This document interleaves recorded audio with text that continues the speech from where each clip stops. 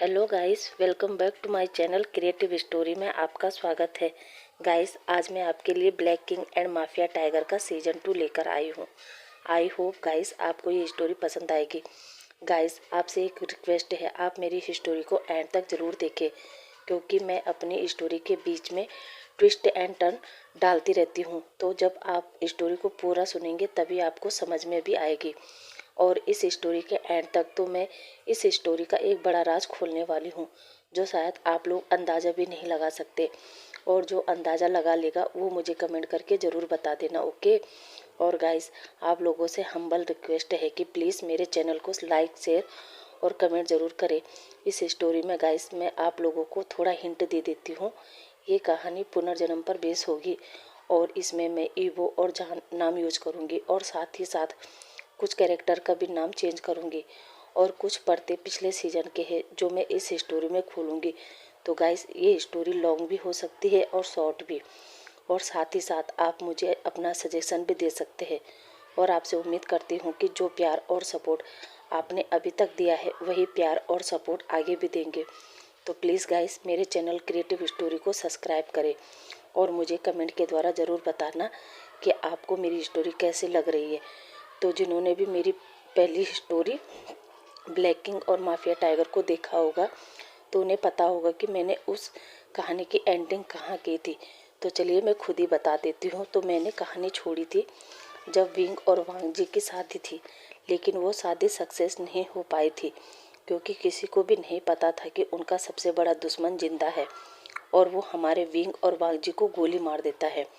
अब इसी पर हम आगे हिस्टोरी देखते हैं। तो जहाँ उसी दिन चाइना के बीजिंग सिटी के दो फैमिली की लेडीज प्रेग्नेंट थी। दोनों फैमिली बेहद रिच थी। दोनों ही अपनी वाइफ को बीजिंग के टॉप हॉस्पिटल में लेके आते हैं, पर किस्मत को शायद कुछ और ही मंजूर था। उन दोनों लेडीज में से एक फैमिली में तो खुशी थी, लेकिन दूसरी फैमिली में उदासी और मायूसी छा गई थी। गाइस, मैं बता देती हूँ कि वो दो फैमिली कौन थी। तो वो दो फैमिली में से एक फैमिली थी वांग फैमिली और दूसरी श्याओ फैमिली। इस समय वांग फैमिली में तो खुशी थी, क्योंकि वहाँ एक बेबी बॉय ने बर्थ लिया था। मगर श्याओ फैमिली में मायूसी और उदासी थी, क्योंकि उस फैमिली का बच्चा मरा हुआ पैदा हुआ था, जिसने मिस्टर श्याओ और मिसेस श्याओ को तोड़ दिया था। दोनों लेडीज़ों को एक ही वार्ड में रखा जाता है। नर्स जब वांग फैमिली को बेबी को लेकर मिसेस वांग के पास आती है तो उसी वार्ड में मिसेस श्याओ गुमसुम बैठी थी और सामने रखे खाली झूले को देख रही थी। मिसेस वांग जब ये देखती है तो वो नर्स से कहती है, सिस्टर, वो ऐसे गुमसुम होकर क्यों बैठी है। तब नर्स बताती है कि वो अपने बच्चे को खो चुकी है, इसलिए वो ऐसे गुमसुम बैठी है। मिसेस वांग को ये सुनकर दुख होता है और वो मिसेस श्याओ के पास जाती है और कहती है, बहन चिंता मत करो, भगवान ने चाहा तुम्हारे घर फिर खुशखबरी आएगी, इसलिए ऐसा सोचो कि शायद ये बच्चा तुम्हारा था ही नहीं, शायद भगवान ने तुम्हारे लिए इससे भी अच्छा सोचा होगा। मिसेस वांग की बातों को सुनकर मिसेस शाओ थोड़ा रिलैक्स फील करती है। अब दोनों ही लेडीज़ काफ़ी देर बात करती है। तभी मिसेस शाओ बेबी को गोद में लेती है और मिसेस वांग से पूछती है, आपने अपने बेबी का नाम क्या रखा है। मिसेस वांग कहती है, इस बेबी को हमने अभी नाम नहीं रखा। मिसेस शाओ कहती है, अगर मेरा बच्चा जिंदा होता तो मैं उसका नाम जहान रखती। जहान नाम सुनकर मिसेस वांग कहती है, वाह, आपने तो बहुत प्यारा नाम सोचा है, क्यों ना आप ही मेरे बेबी का एक अच्छा सा नाम रख दो। मिसेस शाओ कहती है, क्या मैं, लेकिन बेबी तो आपका है, फिर मैं कैसे उसका नाम रखूं। मिसेस वांग कहती है, ऐसी कोई बात नहीं है, प्लीज़ कोई अच्छा सा नाम बताइए। मिसेस शाओ कहती है, ओके, मैं इसका नाम ईवो रखती हूँ। मिसेस वांग को भी ईवो नाम बहुत पसंद आता है। अब एक नर्स आती है और वो मिसेस वांग और मिसेस श्याओ से कहती है, मैम, आप दोनों के हस्बैंड आ चुके हैं, वो आपका इंतज़ार कर रहे हैं, आपका डिस्चार्ज हो गया है। मिसेस श्याओ और मिसेस वांग कहती है, ओके सिस्टर। अब वो दोनों अपना अपना सामान रखती है और हॉस्पिटल से बाहर आ जाती है, जहाँ दोनों ही एक दूसरे को हक करती है और कहती है, फ्यूचर में आपके साथ रिश्ता रखना चाहूँगी, क्यों ना हम फ्यूचर में अपने बच्चों की शादी एक दूसरे के फैमिली में करें। ये सुनकर मिसेस शाओ कहती है, क्या। मिसेस वांग कहती है, हाँ, और वो उन्हें बाय कहकर अपनी गाड़ी में बैठती है और हॉस्पिटल से निकल जाती है। इधर मिसेस शाओ भी गाड़ी में बैठती है और निकल जाती है। अब हम टाइम स्किप करके देखते हैं सीधा 20 साल बाद, जहाँ ईवो 20 साल का हो चुका था और वो अपने मॉम डैड के साथ लंदन में रहता था। सुबह के 5 बजे ईवो के रूम में रखी घड़ी का अलार्म बजता है। उसी समय उसका मोबाइल भी अलार्म रिंग करता है और साथ ही साथ उसके हाथ पर बंदी वॉच भी 5 बजे का अलार्म रिंग करती है। ईवो अपनी आंख खोलता है और सबसे पहले टेबल पर रखी घड़ी का अलार्म बंद करता है। उसके बाद वो उठता है, बाथरूम में जाकर अपना फेस क्लीन करता है और अपने एक्सरसाइज वाले कपड़े पहनकर मॉर्निंग वॉक पर निकल जाता है। कम से कम 2-3 घंटे एक्सरसाइज करने के बाद वो वापस अपने मेंशन पर आता है और अपने मॉम डैड और सिस्टर वांगी को गुड मॉर्निंग कहता है। उसके बाद वो अपने रूम में जाता है और अच्छे से फ्रेश होकर हॉल में आता है और ब्रेकफास्ट करता है। इस पर वांगी कहती है, गगा प्लीज़ आज मुझे स्कूल छोड़ दो ना, अपनी नई बाइक पर। ईवो कहता है, क्यों, आप कार पसंद नहीं है क्या? वांगी कहती है, गगा कार से तो मैं रोज़ आना जाती हूँ, पर आज मैं अपने गगा के साथ बाइक पर जाना चाहती हूँ। ईवो कहता है, बिल्कुल भी नहीं, मैं अपनी बाइक पर किसी को भी नहीं बिठाऊंगा, तुम कार से ही अपने स्कूल जाओ।